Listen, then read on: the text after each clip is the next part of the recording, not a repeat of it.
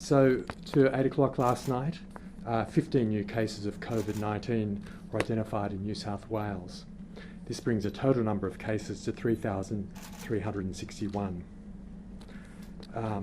Yesterday we had a record number of tests again. 27,702 tests were done in New South Wales, including almost 3,000 in the southwest Sydney area, which is fantastic. This is higher than the previous record the day before, which was 24,467 tests. We are looking at, of the 15 new cases, a breakdown of those. 4 are in overseas travellers in a hotel quarantine. 5 were contacts of people who'd been directly or indirectly to the Crossroads Hotel. 1 was linked to a cluster at the Thai Rock restaurant at the Wetherill Park that was reported yesterday. And 5 cases, including 2 from the same household, remain under investigation, which aren't at this point clearly linked to the other cases. In addition, since those numbers 8 o'clock last night, we've had an additional case linked to the Planet Fitness gym at Casula, bringing those numbers bring the total number of people related to the cluster that began at the Crossroads Hotel to 45. Of the cases reported yesterday, 2 had together visited the bistro at the Soldiers Club in Bateman's Bay on the 13th of July from 7 o'clock to 9:30 p.m. and also McDonald's at Albion Park on the 15th of July from 2 p.m. to 2:30 p.m. So we're asking people who were at the bistro at the Soldiers Club at Bateman's Bay for 2 hours on the 13th of July from between 7 p.m. and 9:30 p.m. To isolate immediately for 14 days after they were last there. Watch out for symptoms, and if symptoms develop, come forward for testing right away. And even if they get a negative test, to stay in isolation for that full 14 days. We're also asking anybody who was at Albion Park McDonald's on the 15th of July between 2 and 2:30 to watch carefully for symptoms, and if they develop any respiratory symptoms, cough, sore throat, runny nose, shortness of breath or fever, to come immediately forward for testing and isolate themselves. And just a reminder of a previous warning about Planet Fitness Gym at Casula. If people were there between the 4th and the 10th of July, to come forward for testing, but self-isolate again for 14 days, regardless of that test result. And if they get a negative test and get further symptoms, to come forward for testing again. We've got a growing list of places that people should review on a regular basis to see whether they've been to those places on a website, to check to remind themselves whether they need to isolate and get tested. So we're at a crucial point in the fight against COVID. It remains a very active number of cases in New South Wales, in Victoria. It's very important that we as a community come together to fight this virus. The things that we all need to do is to maintain social distancing, keep at least 1.5 metres away from other people, avoid crowds, avoid clustering. If you're sick, don't go out, stay at home, don't go on public transport, and importantly, come forward for testing. And it's been really pleasing seeing the number of people who are heeding that call to come forward for testing if they've been at one of these clusters or if they get even the mildest of symptoms. It's important to note that it's not just these clusters we're worried about. With COVID being so active anywhere in New South Wales, if you have the symptoms, don't hesitate, come forward to one of the COVID clinics, one of the respiratory clinics that the Commonwealth has set up, or through your GP where you can get tested. Don't be shy, come forward for testing, and even if you've been tested before, if symptoms recur, come forward for testing again. It's essential we find you so that we can assist you, but also importantly protect others in the community who you might have exposed, so that we can stop the virus spreading further.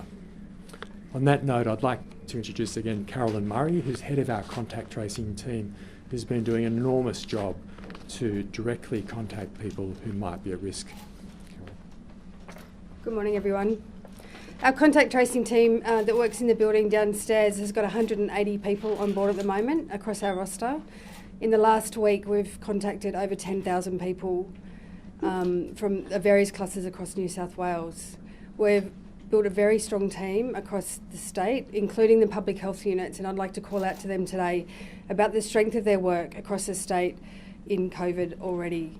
So we're all working together across the network to actually follow up our close contacts. So any questions? Is there any link of the Thai restaurant outbreak to the Crossroads at this stage with that genomic testing? Have you found, or is it a completely separate cluster? Not at this point. They're closely related in geography and time, and so we're continuing to look for potential contacts, but crossovers, but at this point we haven't found that. Doesn't mean there isn't one. It doesn't mean there is any indirect link, which is probably most likely, but we'll continue to look for that. The initial patient zero was attached to a freight company in Wetherill Park. Have you been able to establish whether him or his colleagues went to that restaurant or went to that cafe, or did they go to the Stockland Mall? No, we haven't been able to establish any links with the Thai restaurant. A number of people, including people from the freight company, I believe, went to the Stockland Mall. And yesterday we issued advice that if people have been in the Stockland Mall in the last couple of weeks, if you get any symptoms at all, come forward for testing like others. Do we believe the source of the Thai restaurant was the 30-year-old woman who you initially identified as having COVID and working at the restaurant? Do you believe she's the one who's passed on the virus, or did one of the customers bring the virus in? Yeah, it's a good question. It may be that the worker, but we don't know for sure.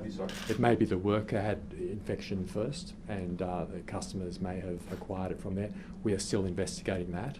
It's sometimes quite hard to know exactly where the first source came from, and at this point we haven't identified. But certainly nobody did anything deliberate, and that's why it's so important that people come forward for testing with the mildest of symptoms. The people infected from that restaurant, were they, it appears, being infected on the same day, or this person worked, I believe, 4 or 5 days over a period? So there is a common day for the two customers on the 10th of July that we believe they were infected. With the 5 unconfirmed or under investigation cases, how concerning is that? Do they have any, are they in Sydney Southwest? Do they have any particular links to either of those clusters? No, at this point we haven't identified links. Sometimes links emerge with further investigation and prompting of people about, when you're asking people about 14 days worth of exposures and a lot of detail about where they went, people can sometimes not remember immediately, and so we often go back to people to jot their memory, and sometimes more details emerge that we can then link together, or we might identify from another case a common link that then comes back to that other case. So it's about painstakingly looking at the evidence, pulling together the threads that emerge from a range of different interviews, and sometimes we're lucky enough to identify those common threads that then create this pathway or chain of events that we can link things to.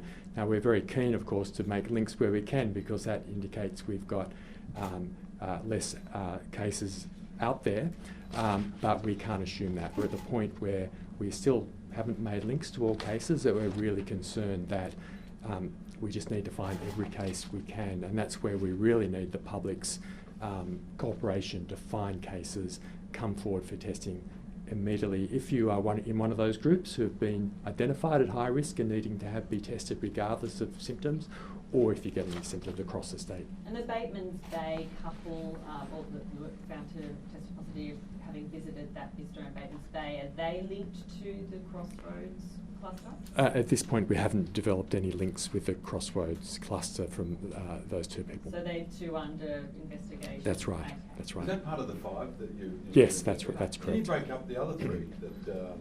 Are they all people that lived under the same roof? What's the scenario? No, of those 5, there are 2 from one household and 3 independent cases. And what was the other independent case?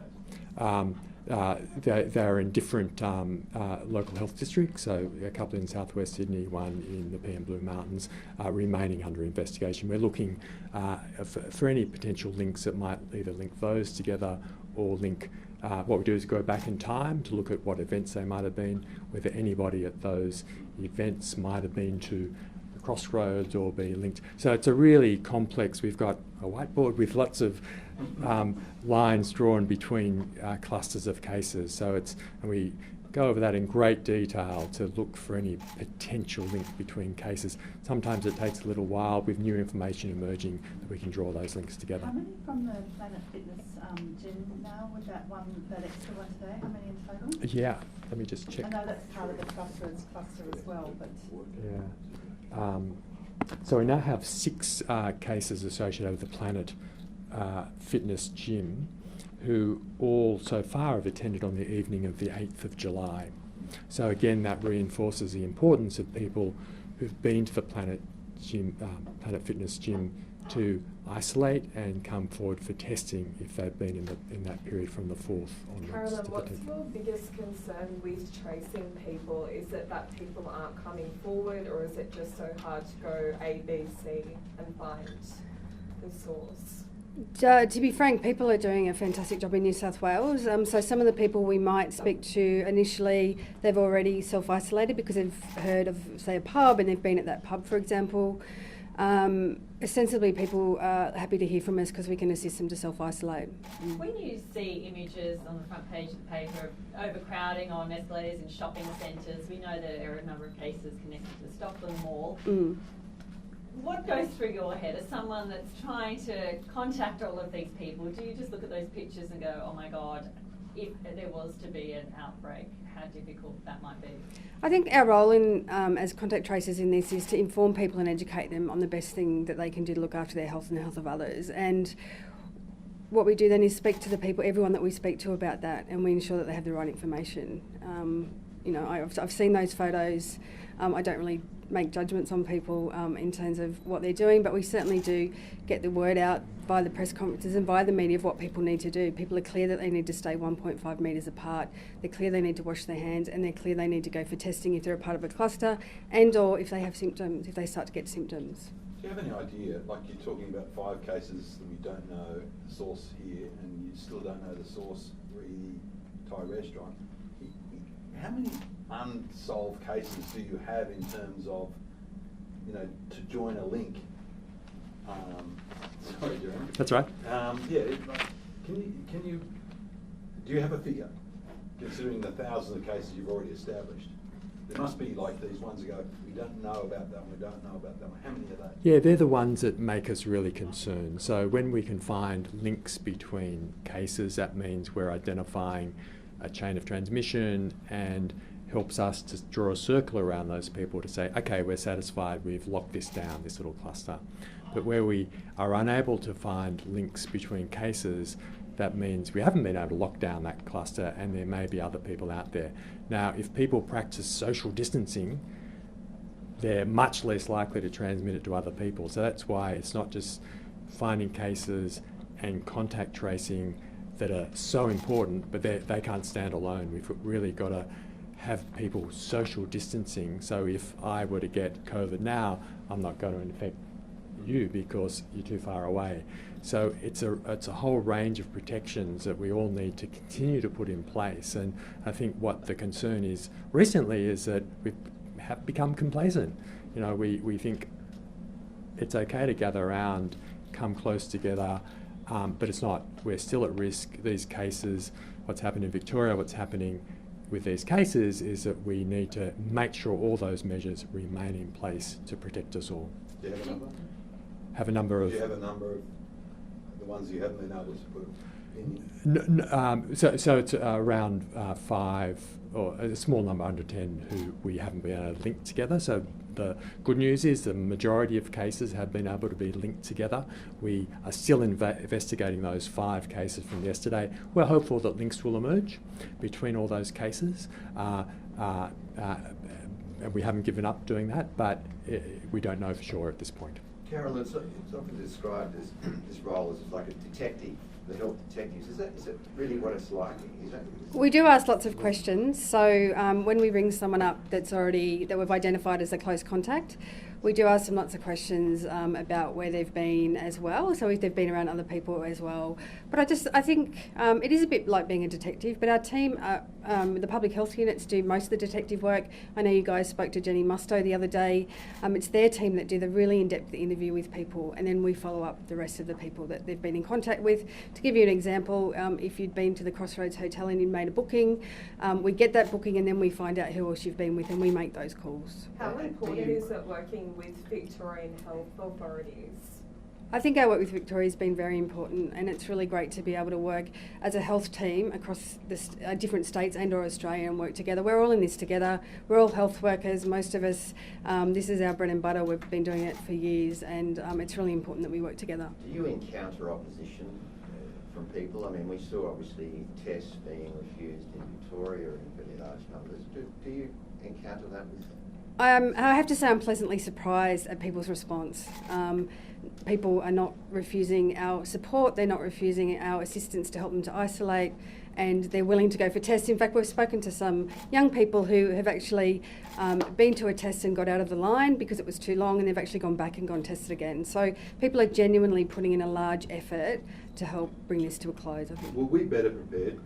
This might be difficult for you to answer. Were we better prepared than Victoria? I think the health I systems... read that we had more numbers on the ground doing the hunting than they did. The health systems work a little differently. We're lucky we've got a hub and spoke model in the state where we've got sort of teams that sit outside in the local health districts that also do this work. It's just a different setup. Has the horse bolted in Victoria? I can't answer that.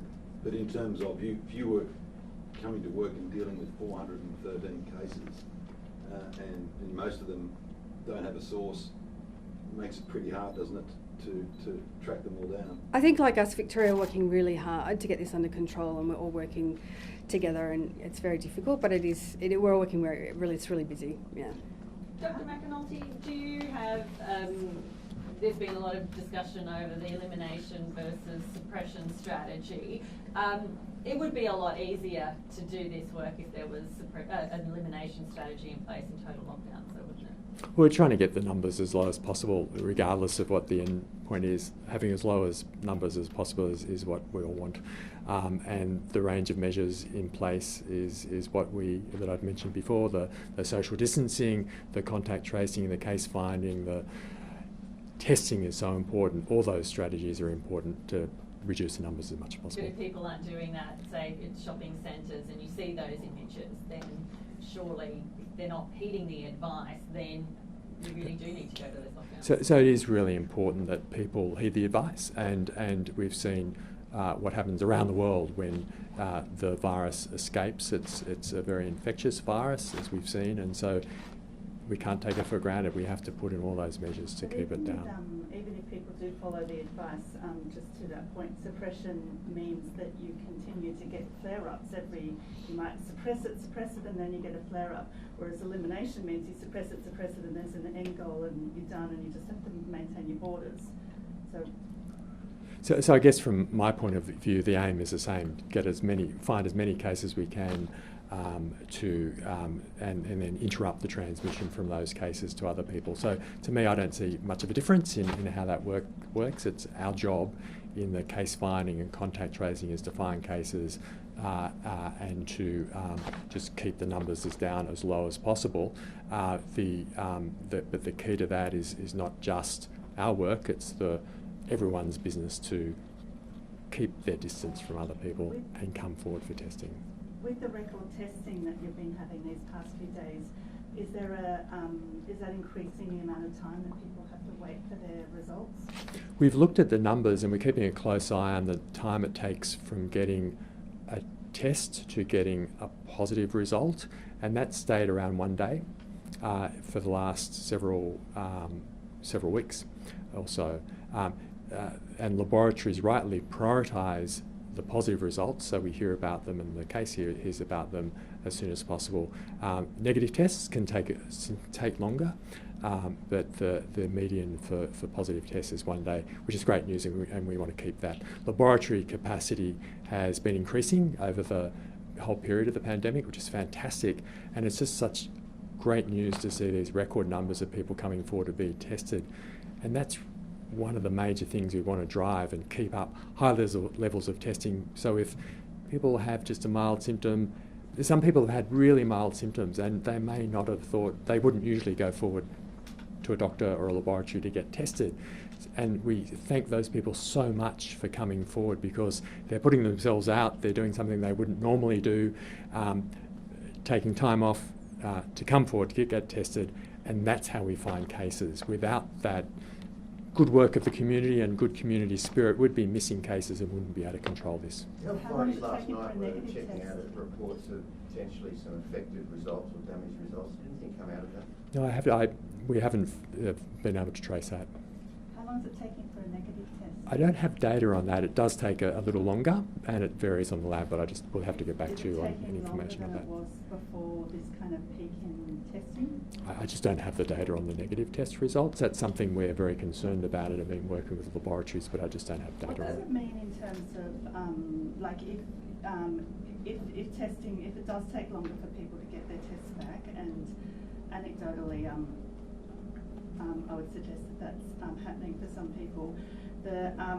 What does that mean in terms of getting people's cooperation? Are people going to continue to come forward in these numbers if they then have to isolate for 4 or 5 days, and every time their child gets a sniffle they have to isolate for 4 or 5 days? Look, it is a very important issue that we try and minimise the turnaround time for tests, and so laboratories have introduced a range of measures, including telephone calls or that you can call into, or text messages that people can get with the result, and we've got an expert group looking at how we can continue to drive down that turnaround time for the very reasons you mentioned, because we don't want people waiting longer than they need to in isolation. Is the new cases from people that have come back positive, have those people tested negative previously? Sometimes that occurs. There is an incubation period for the disease, which can be up to 14 days. And so sometimes, particularly we have seen this in people in hotel quarantine, but it also occurs elsewhere where because you're still incubating the disease, you'll get a negative test and then later a positive test. Yeah, any of sort of today's cases may have tested negative. I don't know that. But it's one of the important messages we have for people who were associated with these clusters, particularly the Crossroads Hotel and so on, and the gym. We're asking people to come forward for testing regardless of symptoms. If they're negative, they still need to isolate because they might still be incubating. But if they get symptoms, they need to get another test. So again, it's hard for them, but it's so important to contain this outbreak. Is there much concern with school heading back, with school students back? I guess it's not a good year to be in year 12. And what should parents do if their kids are a little bit run down? So again, the message is if you have symptoms, don't go to school, get tested. We've got some really groundbreaking research done with the National Centre for Immunisation Research, which has looked very closely at school transmission and found very minimal transmission among children, which is great news. So schools are a safe place to be. But the message remains: if you have symptoms, don't leave home, go and get tested. Well, right now, at this moment, you've got these cases that you've been able to track down, but the one at the restaurant with this person, if it is the person responsible, she's been there so many days. We've got Crossroads, we know what happened there. The gym is now sort of free fall. Are you really worried about this Thai restaurant? Yeah, we are worried, and fortunately there weren't large numbers of people each day. We understand they had a good process, a good plan, limited numbers of people there. But we are contacting those people directly as well as through the media. Have you got a number of people that you need to contact from that restaurant over those 4 or 5 I don't have the exact number, but it's in the order of, I'd be misled. I don't have it exactly, 100? but 10 or 20 per day or something like that, I think. I could be wrong about that. We have to get How back to many you about that. people have had to go into isolation from the Crossroads cluster overall by now? I don't have the exact number. I think it's around 600. We'd have to get back to you with that information. I'm sorry. Previously reported as over 1,000. I thought it might have gone up from there. From the hotel itself, and then there's additional people who are contacts. I don't have the exact number. I'm sorry. Just to clarify about the gym, you said that there were the 6 cases on, I think the 8th. I've written it down. But it's from the 4th. So someone from the Crossroads went there on the 4th, and then all the kind of additional cases are from later on.